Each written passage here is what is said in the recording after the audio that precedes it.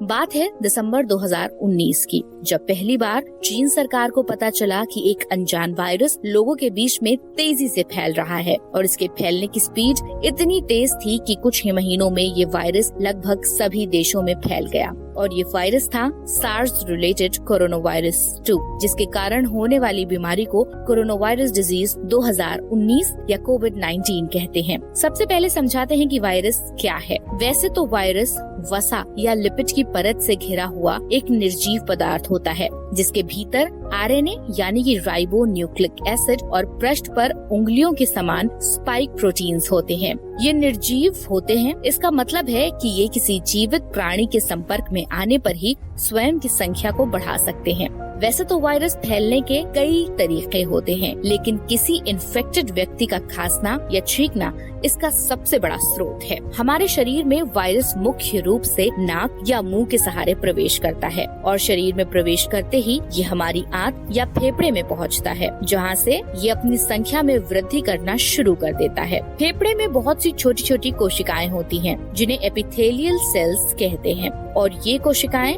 फेफड़ों की रक्षा प्रणाली का अहम हिस्सा होती हैं। कोरोना फेफड़े की इन्हीं कोशिकाओं से जुड़कर अपने अंदर मौजूद जेनेटिक मटेरियल को कोशिकाओं के भीतर भेजने लगता है और इसके साथ ही ये वायरस अपनी संख्या में वृद्धि करने लगता है। इसके बाद ये वायरस धीरे धीरे पूरे कोशिकाओं को प्रभावित कर देता है, जिसके कारण कोशिका स्वयं को नष्ट कर देती है और कोशिका के नष्ट होते ही सभी नए वायरस अन्य कोशिकाओं को प्रभावित करने लगते हैं, जिससे धीरे धीरे लाखों कोशिकाएं इन्फेक्टेड हो जाती हैं। क्योंकि कोशिकाओं के इन्फेक्टेड होते ही शरीर का इम्यून सिस्टम काम पर लग जाता है और उस पर हमला करने लगता है और ये वायरस इम्यून सेल्स यानी कि प्रतिरक्षा कोशिकाओं को भी प्रभावित कर देता है, जिसके कारण ये प्रभावित कोशिकाएं दूसरी स्वस्थ कोशिकाओं को भ्रमित कर देती हैं और प्रतिरक्षा कोशिकाएं स्वस्थ कोशिकाओं को भी नष्ट करने लगती है। वैसे ज्यादातर मामलों में इम्यून सिस्टम धीरे धीरे सब कुछ नियंत्रित कर लेता है और बीमार व्यक्ति हल्की खांसी और बुखार के बाद ठीक हो जाता है,